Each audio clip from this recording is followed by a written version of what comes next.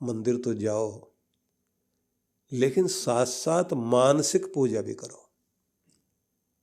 अब वो मानसिक पूजा क्या है?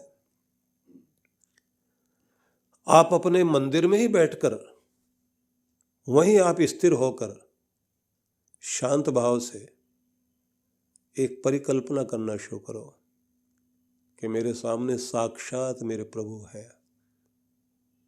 उनके आकृति से प्रकाश निकल रहा है और वो जमीन से लेकर आसमान तक आकार फैला हुआ है। इन्हीं का प्रकाश है जो सूरज में, चांद में, तारों में जा रहा है। इन्हीं के अंदर की निकलती हुई ऊर्जा जर्रे जर्रे को, कण कण को गतिमान किए हुए है। यही प्रकाश निकल कर के इस धरती के अंदर बीज को उत्पन्न करता है। हवाएं चलती हैं, बादल आते हैं, बारिश होती है, नदियां बह रही हैं। मैं उस प्यारे प्रभु के सम्मुख बैठा हुआ हूं। इसका आरती वंदन चंद्रमा, सूर्य, समस्त नक्षत्र मानो दिए लेकर के मेरे भगवान की आरती करते हैं। मैं भी आज अपने हाथ में वो थाल लेके बैठा हुआ हूं जिसमें सूरज चांद के दीपक हैं, सितारों के दीपक हैं, और आज देवता आ गए हैं चारों तरफ। वे आरती बोल रहे हैं और मैं आरती वंदन कर रहा हूँ। और मुझे चारों तरफ से देवताओं की वीणा, उनके वाद्य, उनके यंत्र, उनके स्वर सुनाई दे रहे हैं। मैं आनंदित हूँ। आप भाव में आकर आरती कर रहे हैं।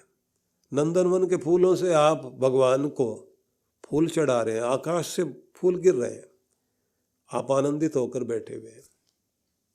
आपको लग रहा है कि फूलों की वर्षा प्रभु के ऊपर हो रही है और जैसे नदियां आकर के चरण पखार रही हैं भगवान के। आप अपने मानसिक रूप से घुटनों के बल बैठकर माथा टेक कर प्रणाम कर रहे हैं और उधर से एक प्रकाश निकलता हुआ आपके माथे पर आ रहा है। वो प्रकाश आपके पूरे शरीर में फैल गया। अब आपके अंदर की दरिद्रता बाहर जा रही है। आपके भीतर का जो भी दोष है निकल रहा है। आपके अंदर एक सच्चा प्रेम, दया, करुणा, शक्ति, सामर्थ्य, ये सब आता जा रहा है।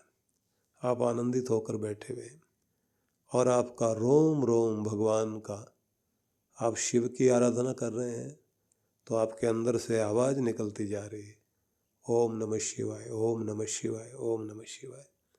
आप उसे कृष्ण के रूप में देख रहे हैं तो ओम नमो भगवते वासुदेवाय। राम जी के रूप में देख रहे हैं, ओम राम रामाय नमः, ओम राम रामाय नमः, या श्री राम श्री राम श्री राम श्री राम आपके मुख से निकल रहा है। उसको सच्चिदानंद स्वरूप के रूप में आप सर्वत्र सर्वव्यापी शक्ति को महसूस कर रहे हैं कि वह शक्ति सब जगह है। तो आपके अंदर से ओंकार की ध्वनि चल रही है। तो इससे कहा गया है कि ये 10 गुना लाभ देगा आपको।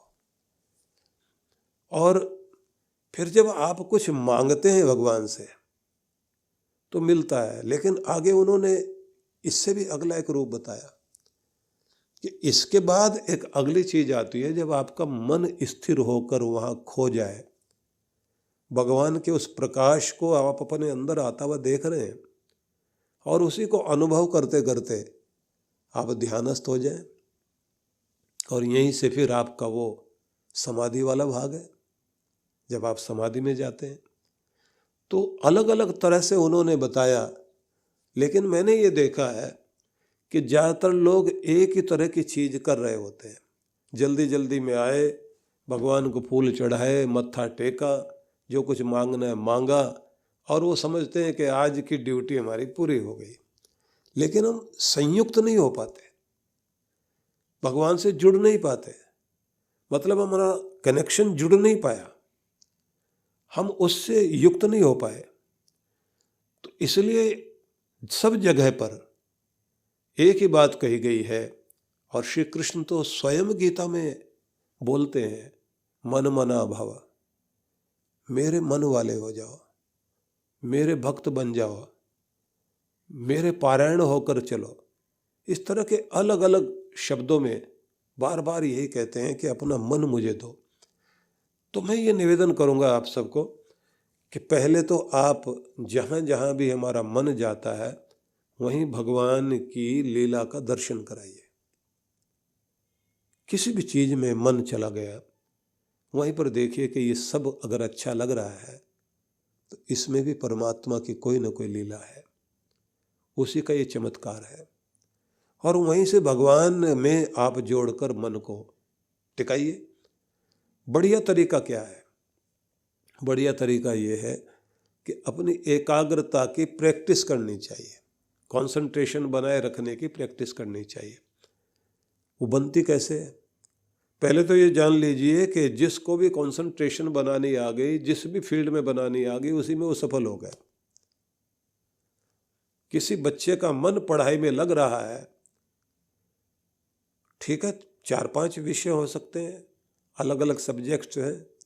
आपका अगर किसी का आर्ट में, किसी का मैथ में, गणित में, किसी का किसी अलग विषय में ज़्यादा मन लगता है, जिसमें ज़्यादा मन लगेगा उसी में कमाल करेगा वो। आप भोजन करने बैठे, भोजन में मन पूरा लगाइए। खेलने के लिए गए तो खेलने में पूरा मन लगाइए। जब आप काम करने के लिए गए तो काम में पूरा मन लगाइए। कोई भी चीज़ आप करते हैं तो उसमें पूरी तरह डूब जाने की आदत डालो, खो जाने की आदत डालो। जैसे ये आदत आप अपनी बनाएंगे वही आदत आपको दुनिया में सफल करेगी और वही भगवान के दरबार में सफल करेगी। सफलता प्राप्त करने का यही तरीका है। इसलिए आपको मन तो टिकाना ही है। मन टिकाने के साथ भगवान से जो ऊर्जा आप ग्रहण करोगे वहाँ आपको थोड़ा ज्ञान चाहिए। इसलिए कहा जाता है कि महान पुरुषों से जो तत्व ज्ञान है वो प्राप्त करना चाहिए। अब वो ज्ञान क्या है कि तुम्हारे जीवन की पंखड़ियाँ जैसे फूल की पंखड़ियाँ होती हैं, सारी मिलके खिलें तो फूल फूल बनता है। ऐसे आप संपूर्ण सर्वांगीण विकास कीजिए। केवल धन कमाने में लगे रह गए तो भी आप अधूरे इंसान हो। सेहत ठीक नहीं है, धन आ गया, धन आ गया, नींद चली गई। धन कमा लिया लेकिन आपका परिवार आपसे दूर हो गया। आपको सभी चीजों में समय दे करके अपने जीवन की समस्त पंखड़ियों को खिलने देना चाहिए। जनरल मोंटगोमरी ने अपने संस्मरण में लिखा कि मैंने इस दुनिया में 4 तरह के लोग देखे हैं और मैं बहुत हैरान होता हूं कि ये दुनिया इस तरह के लोगों से भरी पड़ी है। पहले तो उन्होंने लिखा कि एक तो पहले मैं आपको ये बता दूं कि जनरल मोंटगोमरी वो व्यक्ति कि जिसके ऊपर इंग्लैंड में अनेक फिल्में बनी, उसके जीवन पर बड़ा काम हुआ, एक अच्छा चिंतक भी था, अपने फील्ड में सफल इंसान था। तो उस व्यक्ति ने अपने एक संस्मरण लिखा, क्योंकि किसी का नाम जब हम लोग लेते हैं कि उसने कुछ लिखा है या बोला तो लोगों के दिमाग में आता है कौन आदमी है ये। तो वो कहता है कि 4 तरह के लोग मैंने देखे हैं। एक तो वे जो ज्ञानी बहुत हैं लेकिन निष्क्रिय इंसान है, बातें बहुत, करेंगे कुछ भी नहीं। कि ऐसे जो ज्ञानी लोग हैं इनसे दुनिया में कभी भला नहीं होता। और दूसरे वे लोग हैं जो अज्ञानी हैं,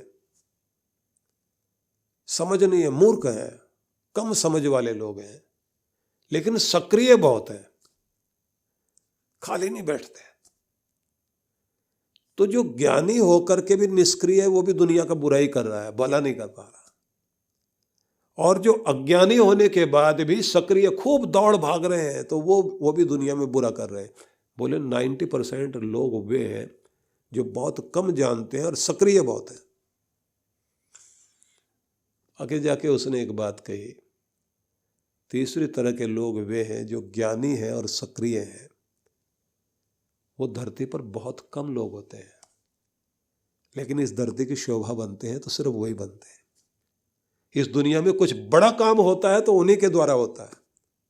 इस दुनिया में कुछ अच्छी चीजें छोड़ के जाते हैं तो ऐसे लोग छोड़ के जाते हैं। चौथे आदमी के बारे में कहा कि मूर्ख हों और निष्क्रिय बैठे रहें, कि ऐसे लोग भी दुनिया में कम मिलेंगे आपको। कम से कम किसी का बुरा तो नहीं कर रहे हैं।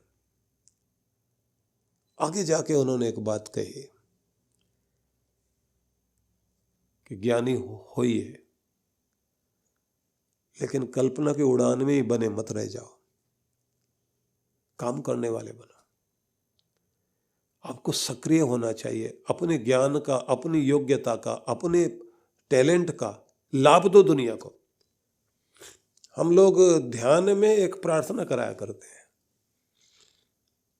जब कुछ दिनों की साधना के लिए बुलाते हैं ना, तो उसमें एक प्रार्थना ये होती है कि हे प्रभु, मेरी प्रतिभा का आपकी राह में अच्छे से उपयोग हो सके, ये शक्ति मुझे दो। क्योंकि हमारे पास टैलेंट कुछ है, उसका उपयोग कहाँ करें हम? उसका उपयोग अगर होना चाहिए तो भगवान की राह में होना चाहिए, किसी महान कार्य के लिए होना चाहिए। आपके पास में कोई भी शक्ति है, उस शक्ति को आप भगवत्ता में, दिव्यता में किसी ऐसी जगह लगा कर देखिए, वो शक्ति आपको पूजनीय बना देगी। आपके होने का मतलब दुनिया में सफल हो जाएगा। तब आपको यह महसूस होता है कि मैं दुनिया में क्यों आया। नारद जी के बारे में हम लोग सुनते हैं कि नारद जी अपने हाथ में वीणा लेकर के भ्रमण करते रहते हैं, स्वर्ग से और धरती की ओर उनकी यात्रा चलती रहती है। और दुनिया में जो धार्मिक लोग हैं, कहीं निष्क्रिय हो गए तो उन्हें सक्रिय करते हैं। कोई ज्ञानी है, अहंकार में बैठा हुआ, उसका अहंकार तोड़ते हैं और उसे भी सक्रिय कर देते हैं। जो अज्ञानी है, उनके जीवन में लगी हुई चोट को याद करा के और उनको ज्ञान प्राप्त करने के लिए प्रेरित करते हैं। तो महाभारत में आता है कि एक बार चलते चलते नारद जी पहुंच गए राजा युधिष्ठिर के पास, और आकर उन्होंने कहा, आपसे कुछ संवाद करने की इच्छा है हमारी, आपके साथ बैठ के हम कुछ बात करना चाहते हैं। युधिष्ठिर बोले, ठीक है, मैं सवाल करूंगा और आप जवाब देना। युधिष्ठिर महाराज बोले, नियम तो यह है कि प्रश्न हमें करने चाहिए, उत्तर आप दें। नारद जी बोले, नहीं, अभी तो आपसे ही पूछना है हमने, क्योंकि व्यक्ति के अंदर से उसकी शक्ति को जगाने का तरीका नारद जी को आता है, इसलिए उनको देवर्षि बोलते हैं, देवताओं के ऋषि। और देवताओं के ऋषि हैं तो इस धरती का, क्योंकि केंद्र से परिधि की ओर यात्रा करते हैं, भगवान की तरफ से आते हैं और धरती पर विचरण करते हैं। तो उन्होंने पूछा, मैं आपसे कुछ प्रश्न करता हूं, कच्चित कथम वै सफला वेदः कथम वै सफलम धनम। पहला प्रश्न तो मेरा यह है कि किसी व्यक्ति के पास ज्ञान है, वेद शास्त्र पढ़े हुए हैं, लेकिन वो सफल कैसे होता है? उसका ज्ञान उसकी जिंदगी में सफलता का द्योतक कब बनता है? आप बड़े ज्ञानी हो, लेकिन आपका ज्ञान सफलीभूत हुआ, उसने कोई अच्छा रिजल्ट दिया, कथम वही सफलम धनम, बड़ा कमा लिया पैसा, लेकिन तुम्हारा धन सफलता प्राप्त कर पाया या नहीं? उसके होने का मतलब क्या है? बड़े बड़े ज्ञानी दुनिया में घूम रहे हैं, बड़े बड़े कलाकार दुनिया में हैं, बड़े तरह की योग्यता वाले लोग हैं, उनका होने का फायदा क्या? वो ऐसे आए दुनिया से ऐसे चले गए। मैं ऐसे ऐसे वैद्य जानता हूं, बड़े कमाल के वैद्य रहे, लेकिन अपनी विद्या आगे देकर नहीं गए। अपने नालायक बेटे को देने की कोशिश करते रहे और उसने ली नहीं, क्योंकि उसको अपने फादर पर, अपने पिता पर कोई ज्यादा आदर नहीं था, बेकार का आदमी लगता था उसको। वो मोह में आकर के बेटे को देने की कोशिश में लगे रहे, बेटे ने पकड़ा नहीं और दुनिया से चले गए। बड़े बड़े गुणियों के गुण, उनके ज्ञान धरती से चले गए। लेकिन जिन्होंने जगह जगह जा जा करके बांट कर न जाने कितने कितने, एक अच्छे नेता का एक नियम होता है, अपने साथ कम से कम 10 नेता नीचे तैयार कर दे। एक अच्छे टीचर का कर्तव्य होता है अपने जैसे सैकड़ों तैयार करे। एक पेड़ भी दुनिया से विदाई लेगा तो वो भी अपने जैसे पेड़ों के बीज धरती पर गिरा के जाता है कि मेरे जैसे और तैयार होने चाहिए। तो जब तक आपका ज्ञान, आपकी योग्यता, आपकी क्षमता दुनिया का भला नहीं करे तो उस ज्ञान का, उस जानकारी का लाभ क्या हुआ? आपने अपना पेट भर लिया, अपने बच्चों का पेट भर लिया, थोड़े पैसे इकट्ठे करके आप दुनिया के सामने अहंकार प्रदर्शन करके रह गए। इसलिए कुछ बड़ा करने की बात अगर आपके दिमाग में है तो ये नियम है कि व्यक्ति को अपने आप को स्रोत से जोड़ना चाहिए, और बड़ा स्रोत हमारा भगवान है। लेकिन उससे जोड़ने का नियम क्या है, मैं नारद जी की चर्चा आपके सामने करूंगा, लेकिन फिर आपको वहीं लेकर चलता हूं कि श्री कृष्ण ये कहते हैं कि तुम्हारा मन जहां जहां जाता है इसको वहीं स्थिर करना सीखो, और कोशिश करो कि नियंत्रण में लाकर अपने अंदर, अपनी आत्मा में इसे स्थिर कर सको।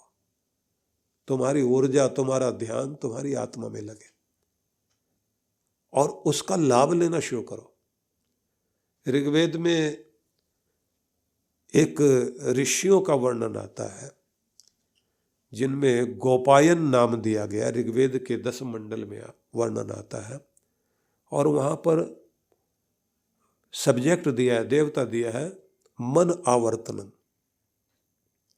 वह एक बड़ा सुंदर संदेश है, उस पर हम लोग चर्चा करेंगे, जहाँ पर यह कहा गया है यत्ते यमम वैश्वतम मनोजगाम दूरकम। बड़ी बड़ी यात्रा करने वाला मेरा मन मुझे न जाने कहाँ कहाँ लेकर जाता। यत्ते दिवम यत पृथ्वी मनोजगाम दूरकम। कभी धरती पर लेकर जाता, कभी आकाश में लेकर के जाता है। इसकी चर्चा करते करते आगे कि ये स्वर्ग कैसे लेकर आता है, भगवान तो मुझे, मेरे मन को वो शक्ति दे। मैं आपको कुछ तरीके बताना चाहता हूं जिससे आप अपने इस मन से बहुत कुछ प्राप्त कर सकें। मैंने एक तरीका तो आपको बताया कि अपने मंदिर में जाइए, पूजा करिए, नियम बना लीजिए, अनुशासन में ढल जाइए, नियम आपका छूटना नहीं चाहिए। दूसरा आपको बताया है कि 10 गुना लाभ इससे अधिक होगा जब आप मानसिक पूजा करना शुरू करोगे। लेकिन तीसरा लाभ क्या हो सकता है, उस पर हम चर्चा करेंगे। और ये जो दुनिया में ज्ञानी निष्क्रिय बैठे हैं, इन्हें सक्रिय कैसे करें, तो नारद जी की चर्चा भी हम लोग करेंगे। लेकिन आज का समय क्योंकि संपन्न हो चुका है, तो मैं आप सबके प्रति बहुत शुभकामनाएं व्यक्त करता हूं। देखिए विश्व विख्यात संत परम पूज्य श्री सुधांशु जी महाराज के पावन सानिध्य में भक्ति सत्संग कार्यक्रम रूपरेखा, शुक्रवार दिनांक 23 सितंबर 2022, समय सायं 5 से 7 बजे तक। भक्ति सत्संग। कथा स्थल Takshashila auditorium, Maheshwari public school, sector 4, bus stand के पास, जवाहर नगर, जयपुर। आयोजक विश्व जागृति मिशन, जयपुर मंडल। संपर्क सूत्र। देखिए विश्व विख्यात संत परम पूज्य श्री सुधांशु जी महाराज के पावन सानिध्य में भक्ति सत्संग कार्यक्रम रूपरेखा। प्रथम दिवस शनिवार दिनांक 24 सितंबर 2022, समय सायं 5 से 7 बजे तक। द्वितीय दिवस रविवार दिनांक 25 सितंबर 2022, प्रातः 9 से 11 बजे तक एवं सायं 5 से 7 बजे तक। कथा स्थल RK community centre, Madanganj, Kishangarh, Rajasthan. आयोजक पूज्य सिंधी सेंट्रल पंचायत, मदनगंज, किशनगढ़, राजस्थान। संपर्क सूत्र